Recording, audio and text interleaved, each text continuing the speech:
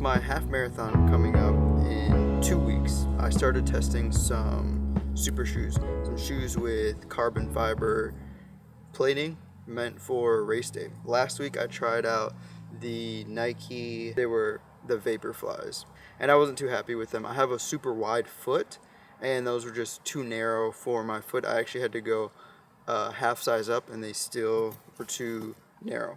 But I got some new ones, so I'm rocking some New Balance. I'm gonna try these out today. These are the SC Elite V5s. These have a carbon fiber plate in them, and I'm excited to try them out. I'm a big fan of New Balance. I've been rocking New Balance for a while now. I've tried some other brands like Asics, Saucony, Hoka, Nike, and New Balance has been my favorite. I feel like they do a really good job with making a toe box wide enough that fits my foot. Today we have some speed work, so today was the perfect day to try these out. I'll put my workout here. I feel like it just gets too confusing with the mileage and the pace and all that, so it makes it easier. I'll put it right here. But today will be fun experimenting with these new shoes. A little over half a mile in, and the shoes feel pretty good. We're finishing up 1 mile at just an easy pace, and they feel good. They feel really snappy, and I feel like they have a lot of grip. Like my feet feel like they're just really gripping onto the concrete, and I like how snappy they feel and how comfortable they feel.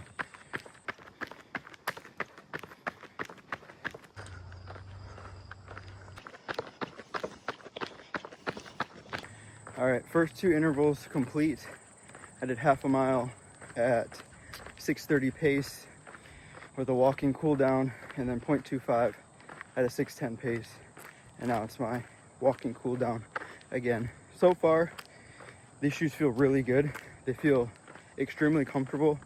And the one thing that I didn't realize with carbon plated shoes or super shoes, whatever you want to call them, is how responsive they are from the carbon plate. So like when I'm going at these faster paces, I can feel the response back, and I'm actually running faster than my intended pace without really even realizing it, because the effort doesn't feel as hard as if I'm wearing just a regular training shoe or a heavier shoe. These shoes are super snappy, really lightweight, and overall they just feel really good on my feet.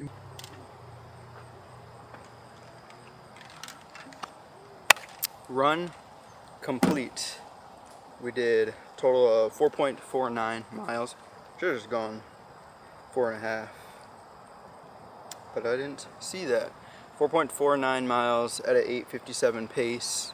That's with the walking rest in between, with the intervals, the cool down, the warm up, all the good stuff. Final thoughts on the New Balance SC Elite V5s. Tested and approved for race day. I like them. There's a few things to point out, and this could just be because I'm not used to these shoes, but there's a few like pain points that I could feel, especially in my right leg. So there was a period of time at the beginning of this year, going into maybe like the summer, where I was dealing with shin splints, and these shoes, a few of the pain points I feel like in the side of my shin on my right leg, my Achilles area, and on, I think it's called your tibialis, on the other side of your shin, like the outside. So those 3 areas were kind of like bothering me throughout the run. And then on my left leg, just like my Achilles area hurt a bit, and those aren't normally areas where I feel pain more recently. So that makes me think that it's probably the shoes and not being used to the carbon plate on these shoes. When I run in my New Balance 1080 V14s, feel fine. I also have a pair of Rebel V4s. I feel fine in those as well. I have like 2 more speed workouts in total, I think. I have 1 more this week, and then I think 1 more next week, which is like my true taper week. This week we're doing about 22 miles, so like 10 less miles than we did last week. Yeah, 8 miles less than we did last week. So we're kind of tapering down into a true taper week next week. And I think I have one speed workout, and it won't be anything too crazy. I don't believe so. But yeah, other than that, I'm going to wear these for race day. I like these shoes. They are comfortable. They're lightweight. Also, another thing to point out, with the insoles, like where the arch of my foot is and where my whole bottom of my foot, it feels a lot more wider than the Nike that I had. Those shoes just felt so narrow. When I say I felt like I was like balancing, it felt like I was like on a 2x4 or a balance beam or something, and it just felt like they were too narrow. The whole shoe just was not a good experience. For some reason, I haven't really had a great experience with Nike running shoes. I know some people love them. For me, maybe it's just my wide foot. I just haven't had a good experience with them. I had another pair of Nike shoes a long time ago when I first got into running. They were a Nike Pegasus, and same issue there. I just felt like my foot didn't fit in the shoe. But this isn't about Nike, this is about New Balance. Great pair of shoe, good job New Balance. And they're super cool. Like, I didn't realize they look like kind of like flames, right? A little bit. They just look cool from this view above. I really like them. This is my post-run meal. This is probably like one of my favorite things to eat. So here's the rundown. It's a serving size of plain Greek yogurt, 1 serving of vanilla protein, 1 serving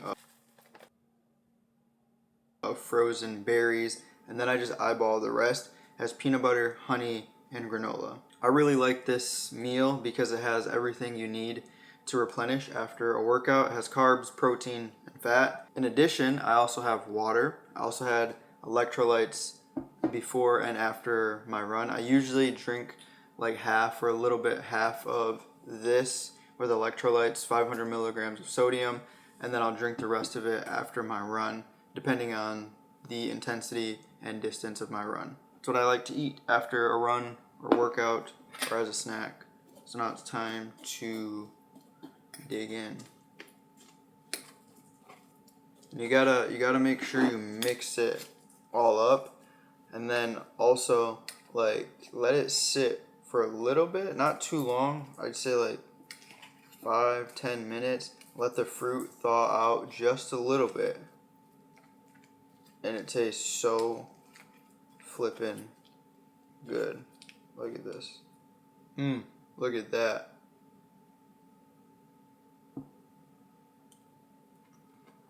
I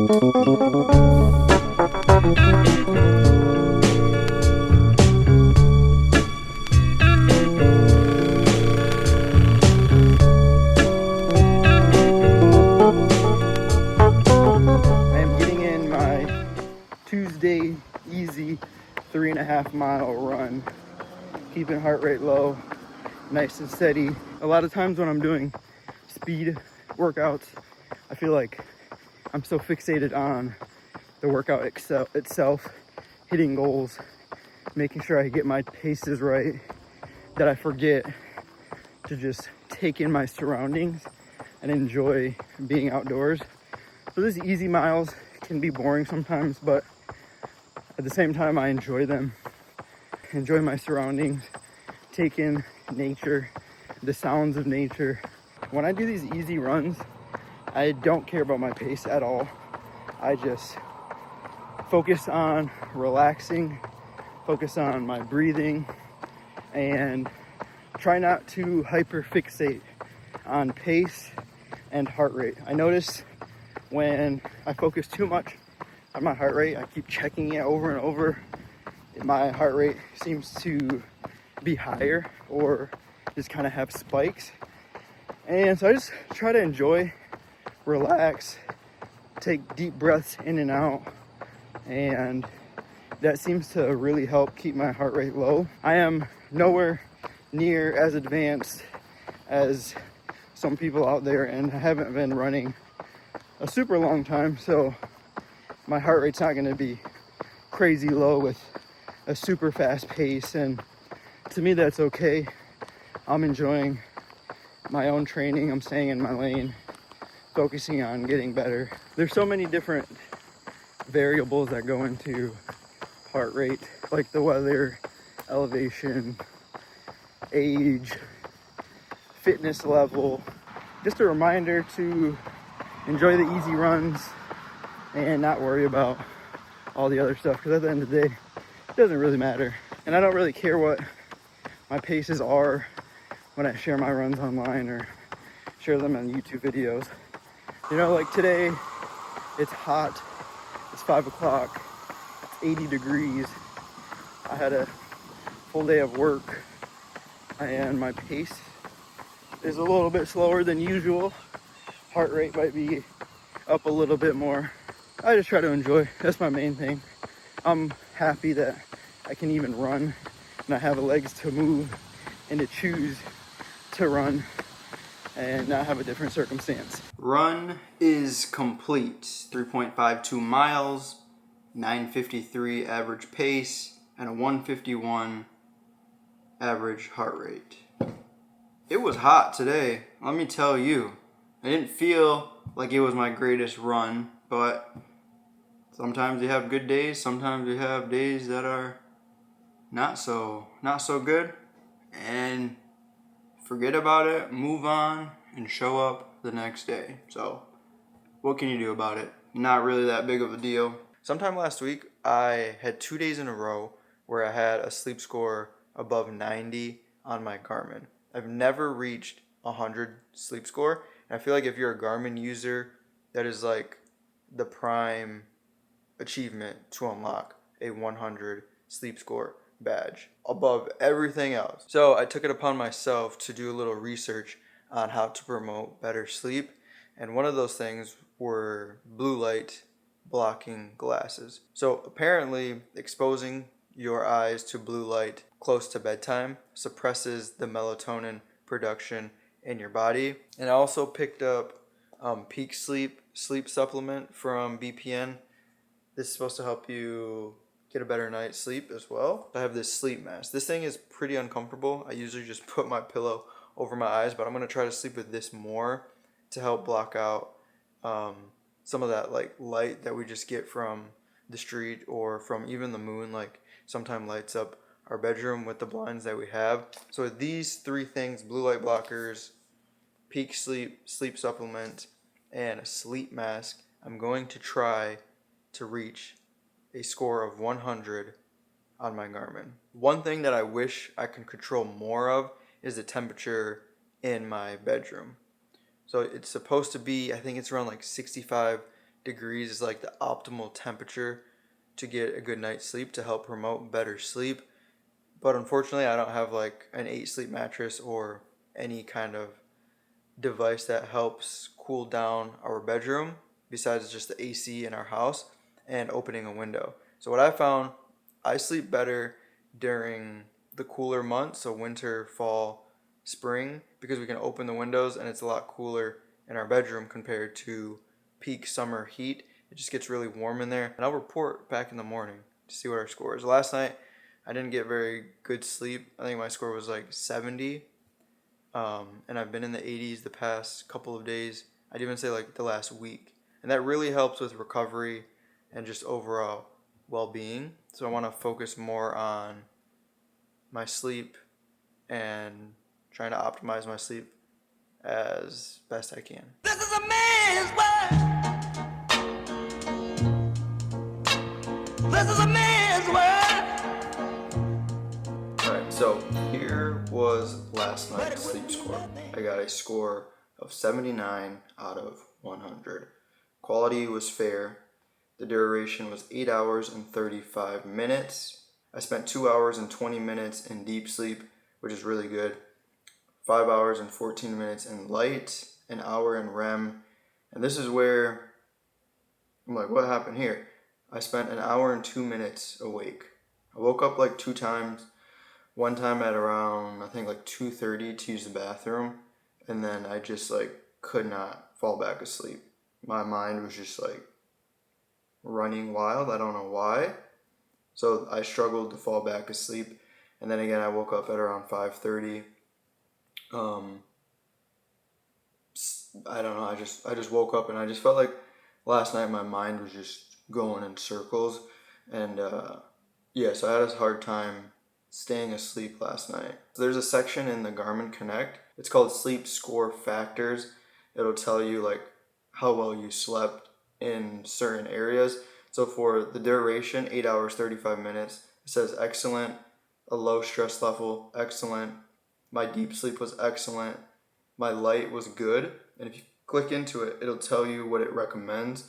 So for me, it recommends 5 hours and 29 minutes is the optimal range. So I was close to that. It shows on the graph that it would at least want me to be at 1 hour and 48 minutes to 2 hours and 39 minutes. That's the most optimal range. And then awake and restlessness was fair. Obviously, you don't want to be awake at all. So some things to work on. But I do think the peak sleep helped me with my deep sleep and my overall duration of sleep.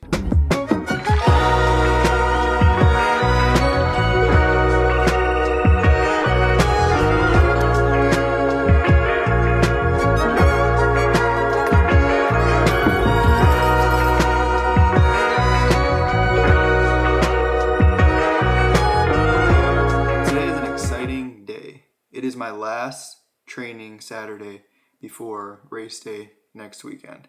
I'm pretty pumped up. Today's workout is a 7.5 mile run. We have 2.5 warm up, 2.5 at 650, and 2.5 cool down. And that's the workout. I am eating a bowl of cereal. I did not plan very well. I also woke up late this morning. The past 2 nights, I feel like I did not sleep very well. And I ended up sleeping in today. I slept in until like 8:45. And honestly, that's okay. I'm not really mad about it. I was like, I need to sleep. And I woke up at like 7:20. Hit my watch to end the like sleep thing or whatever. And I was like, I'm ready to get up, do this thing. And then I laid in bed for a sec, fell back asleep. And I was like struggling to wake up. Every time my eyes would open, they were just so heavy. They would just fall back asleep. You ever have that happen to you? Because that happened to me this morning, and it's happened to me before. So I just figured I needed enough sleep. But yeah, bowl of cereal, about 30 grams of carbs to just start off the day. I didn't wake up really early enough to eat anything bigger. So rocking a bowl of cereal. There's pumpkin spice Cheerios. They're pretty good. I also have a little morning stack that I do. So I take vitamin D3 with K2. This is 5,000 IUs. I take this every morning with a meal. Boom. Vitamin D3, K2. And then I also take 1 scoop of creatine monohydrate and with my food. So water, vitamin D. Done. I always take my vitamin D3 with a meal. That's how you're supposed to do it. And I get vitamin K2 because this actually helps the vitamin D3 get to where it needs to go. So that's what I did. And then I just take my creatine, my water. This is the easiest way to do it. I used to mix it and it would always just go to the bottom. But this is, in my opinion, the easiest and best way.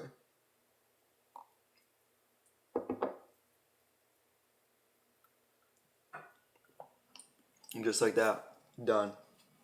Creatine right down. Easy peasy, lemon squeezy. And that's my morning snack. My morning stack, not snack.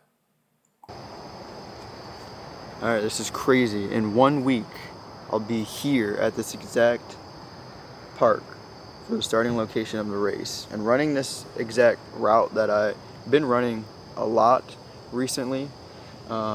Actually, by this time, you'll be done. If all goes planned, I'll be done racing my half marathon. On the way here, I drank 500 milligrams of sodium to get my electrolytes good to go. It's already 73 degrees out, so it might be a little warm out there. Probably sweat a little bit more than usual. And then during my run, I'm going to take 1 Go Gel. This is the Mango Go Gel. I'll take this at the 2.5 mile mark after my run. I'll find some water somewhere, water fountain. I completely forgot to bring like an extra water bottle with water, but that should be fine. And for today's run, I'll be rocking my Rebel V4s. I figured I'd wear these today just because the majority of my run is going to be at an easy pace, and I only have 2.5 miles at race pace. Doesn't make sense to wear the carbon plated shoes for today's run. I'll save those for next weekend.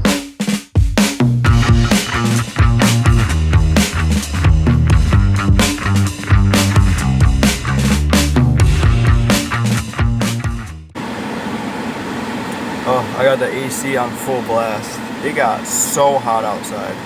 Oh, this feels so good.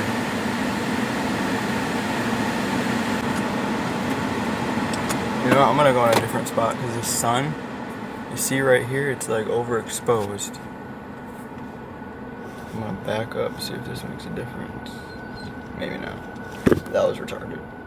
That did not make a difference. I see shade over here. We're gonna go this way so I can talk without. We're gonna park right here. Should be good. There. Okay, this spot is much better right here. I can expose much better. No overexposure from the sun. Let's go over today's run. Not gonna lie, today's run felt like ass. It was hot. I felt the first 2.5 miles were good, and then I did the 2.5 at race pace, which I was able to do a 6:59. That was pretty difficult. I was trying to hold anywhere between a 6:50, 7 minute per mile pace, and it just, for some reason, it felt difficult. Actually, no, not for some reason. I know exactly why it felt difficult. And then the 2.5 cool down, I ended up doing 3 miles cool down. And then the last little bit, I ended up doing a little over 2.5 for the cool down. That just felt hard. It was so hot. The sun was just beating on me, and I felt very exhausted. I wish I had my water flask with me. That would have been helpful. And I should have planned better to fuel better, because yesterday I definitely didn't eat enough carbs. This morning I had about 50 grams of carbs for the day. That got me through my workout. And then anything from yesterday, it just didn't feel enough. I just felt very underfueled, which is why I have gone back to tracking my macros. And yeah, so definitely trying to get that under control, because it's no fun when you do a workout and it just doesn't feel good and you feel depleted of everything. So that's it though. Now we're done. We're going to a taper week next week, and we race next Saturday. Let's go, baby. I'm excited. My goal is to go 130, 129. How do you know what you're capable of if you don't set crazy high goals? It's crazy to me. Not crazy in general or to runners. It's crazy for me. It's a big ask. So we'll see what happens. Keep it up! Finish strong! Let's go! Let's go! Let's go! Woo!